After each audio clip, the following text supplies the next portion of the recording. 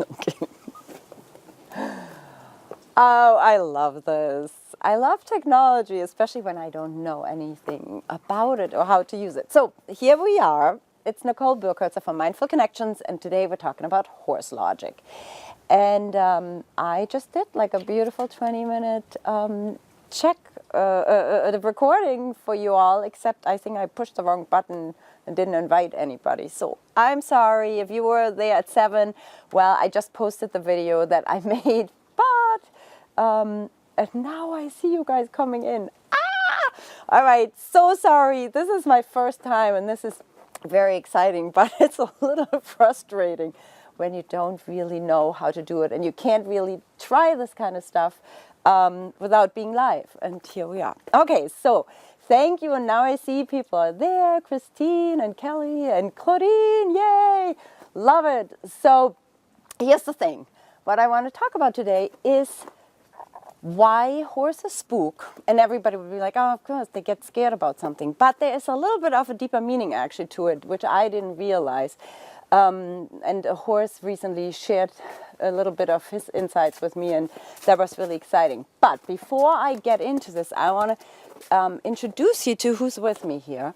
And let's see if the light works. But do you want to say hi, Sammy?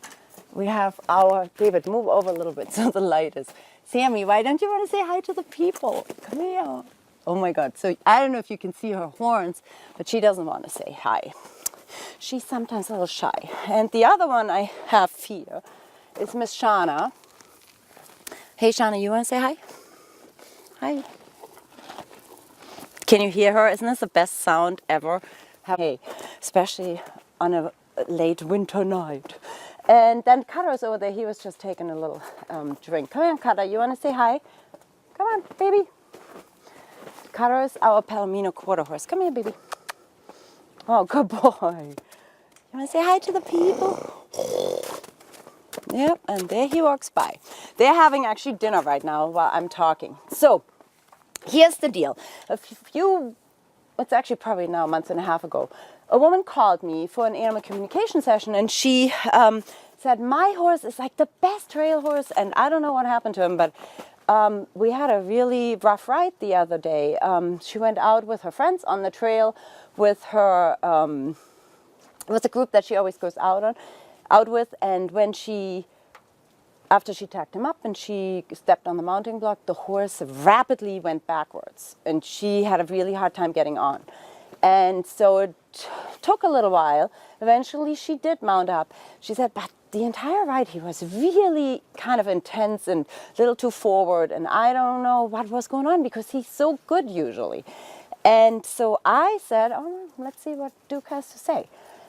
And this is the fun part in this, when I do these animal communication sessions, because horses, or animals in general, they always have these great one-liners. He goes, sometimes we get surprised on the trailer. And I went like, well, what do you mean by that, get surprised? There's, by the way, a big horse butt putting his butt into my back. So I said, what do you mean surprised? And then he gave me the impression of that, you know, they're in this tight space, of course, they can't move their feet. And he would all of a sudden go, whoa, like this, because something loud goes by. And then I filled in like, well, yeah, if all of a sudden a motorcycle drives by, or, you know, a big truck with Drake brakes, Nancy, Nancy is here. I love it. Nancy is like my idol. She's always on Facebook Live, and I always watch it, and I don't know yet how to do this. So Nancy, give me feedback after. So anyway, so he said this big noise happens, and it puts a jolt through his body. And because he's in this tight space and he can't move his feet and he can't do anything about it, he comes off the trailer and is really jacked up. And so now he gets tight to the trailer, right? And the person starts brushing and tacking up and doing all kinds of stuff to get ready. And most likely is a little chit-chatty with her friends. And by the time they get to the mounting block, the horse is like, oh my God, don't get on, don't get on, because I'm not safe. I'm really not safe. And so, hey Donna, watching from Florida. I love it. Can't believe I can actually read this without my glasses right now. So the horse is now all jacked up, and actually by backing up from the mounting block says, don't get on because I'm really not safe for you. And then the ride is a struggle, and we try to rein him in, ha ha ha, but often that doesn't work. So I said to him, how would your person know, Duke, that you are in that predicament? And Carrie, I love it that you're here. And so he said, oh, it's very easy. You can see it in my eye. Kind of like, duh. And I'm like, oh. And he's right? If you have a soft horse eye that comes off the trailer, so to speak, you know that Cutter's big butt is just dusty big butt. So if you have a horse that comes off the trailer with an eye that is soft and gentle, yeah, good chance that you're going to be okay. But if the eye is kind of hard and a little stern, I would already pay attention and say maybe there's a little energy stuck in his body. And then if you have a horse that is actually making those types of noises, thank you for the help, snorts, has the big bulging eyeballs. Hi, baby. You want to say hi to the peoples? Hi. Yes, he does. Kisses for all the horse people. So if you have a horse that has bulging eyeballs and tight nostrils, guess what? I mean, don't put your sweet butt in the saddle because that's obviously not a good idea. So now I said to him, and then he gave me one other tip. This horse was so smart. He said also when the person starts putting the blanket or the saddle pad or something on, he would give it a flinch. Kind of like the fly switch, the little Carol Beeler. I feel so bad because I cannot focus. I'm such a being in the now person that I have I'm focusing already on myself and staying safe and bringing the message across and then trying to look down there. I mean, talk about multitasking. That is so not what I usually do, but it's kind of a fun new experience. Anyway, so if you put your hands on the withers of the horse and the horse goes, like the fly twitch, he's like, that's not a good sign. That means there's a lot of energy in my body. So, Shana snorting. So I have this great thing that I teach people in workshops all the time. And I'm going to try, Cutter, let me see if I can show people this. So if you're good, he's so in such a good position, right in the light. So what I do is usually, when the horse, Cutter, stay here. He doesn't, he wanted me to rub his butt. But if the horse is a little just up, I put my hand behind the withers and I go, deep inhale through the nose, into my abdomen, and back out through the mouth, which is, I call it always the yoga breath. For anybody here that is a yoga person, you probably know. So then we take a couple of deep breaths, and within a few moments usually, horses immediately go, drop their head, relax, maybe shake their head, shake their body. Patricia, I see you. Hi. So they kind of relax and they just go, oh, thank you. Let go of a lot there. And that's the sign that there was relaxation and that the nervous system is going back to a more relaxed state.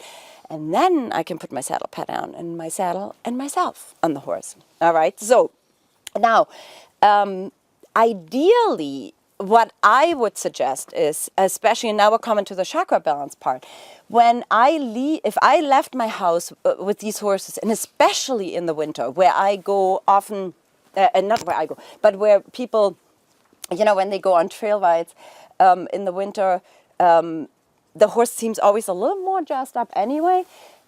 What I found out is a lot of times that has something to do with the weather overnight. And if you've ever stayed with a horse in a barn at night, it's spooky. It's actually a little freaky.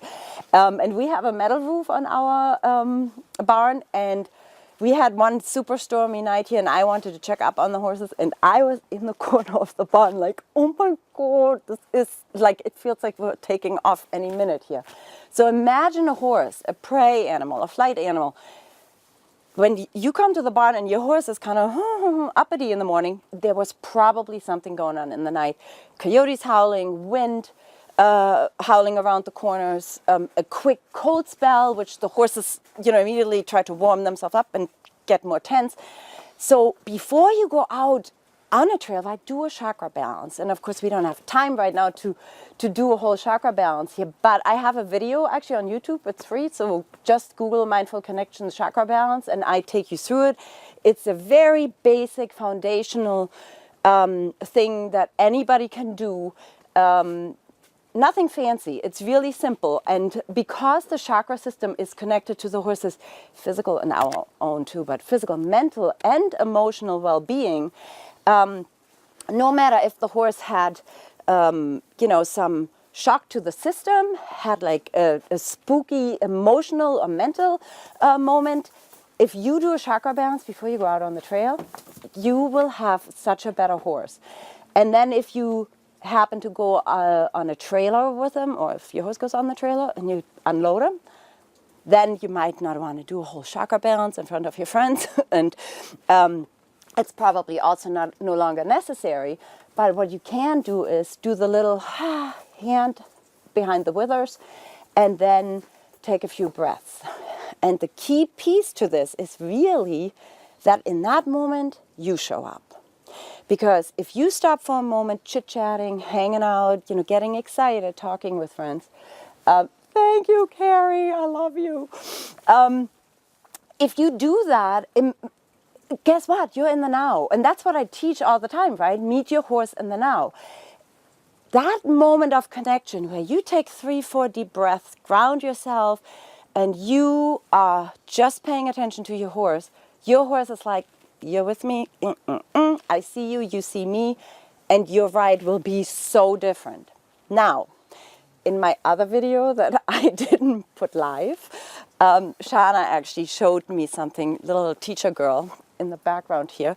I wanted to demonstrate to put your hand on the withers, and she kept walking away, and I'm like, oh, I guess she doesn't want to do this right now here. No, not true. She's so smart. She kept walking forward so that my hand actually landed on her butt.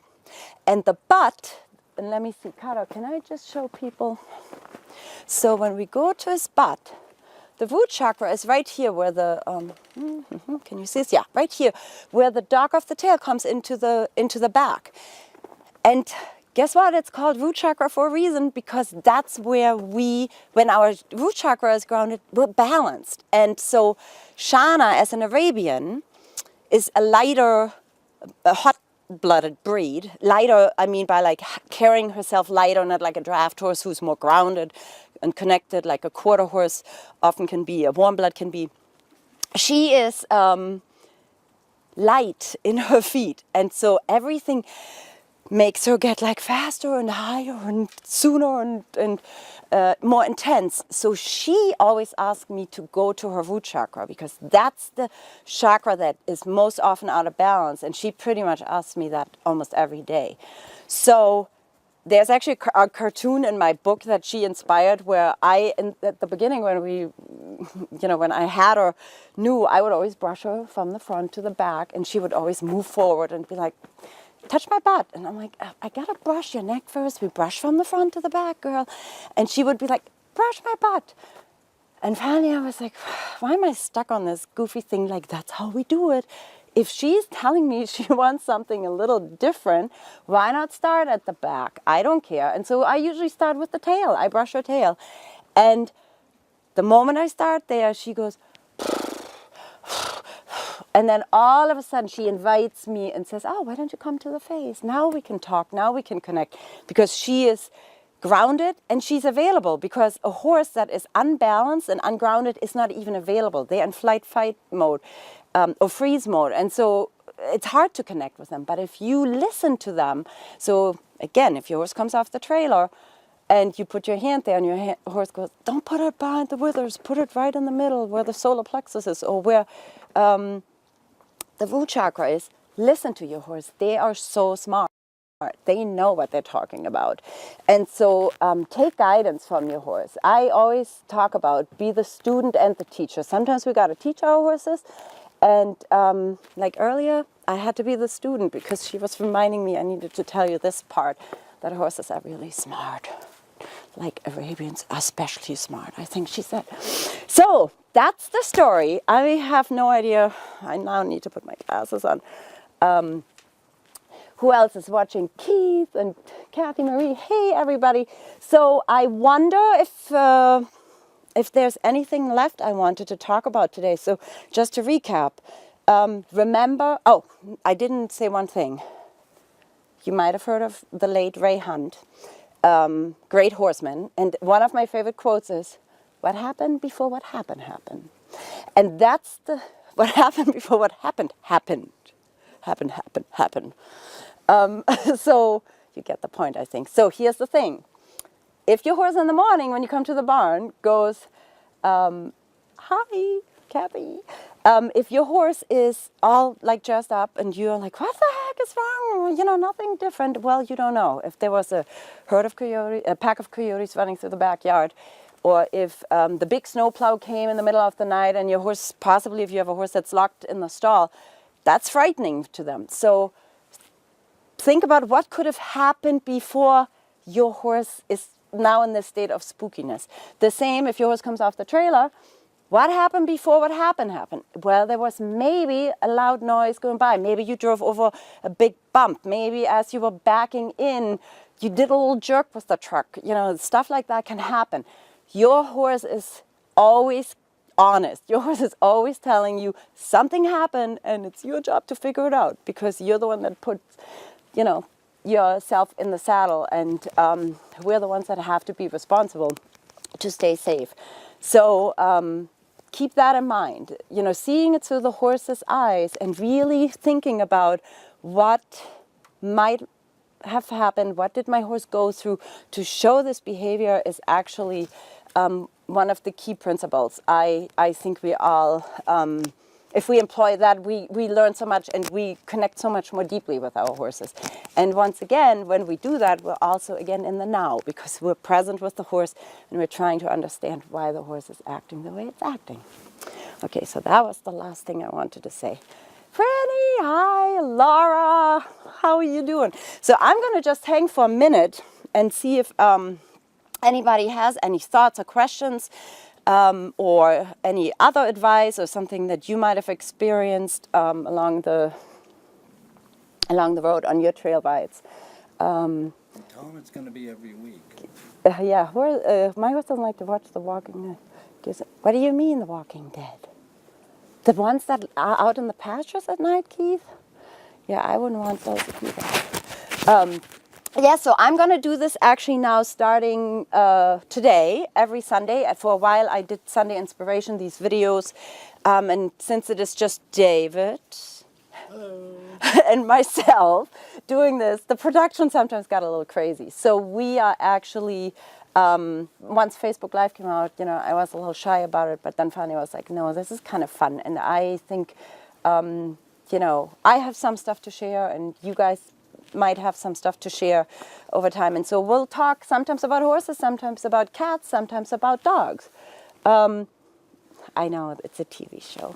Do you have a TV outside for your horses, Keith? So, but that's the plan. And, you know, and sometimes we might talk about animals that are maybe not directly pets. I have talked with 2 crows and some elephants, and there's just such good insight when we connect to animals that I think there will be plenty of stories to share and to have fun with and to learn from, because after all, animals have so much to share with us. So that's it for tonight. This is the second round, and this time it worked. Thank you so much for showing up. I'm so excited. Again, Mindful Connections Chakra Balance is a video where I go through the entire Chakra Balance. Check it out. It's very fun. It's a few years old, but it's still the same. It's still, you know, what's up, girlfriend? I'm just watching a cute little Arabian butt here, but it's true, the information is still good. If you have any questions, email me, text me, do whatever. And yeah, and we'll put this video up and share it with people because it's so important. See it through your horse's eyes. All right, thank you. See you next week.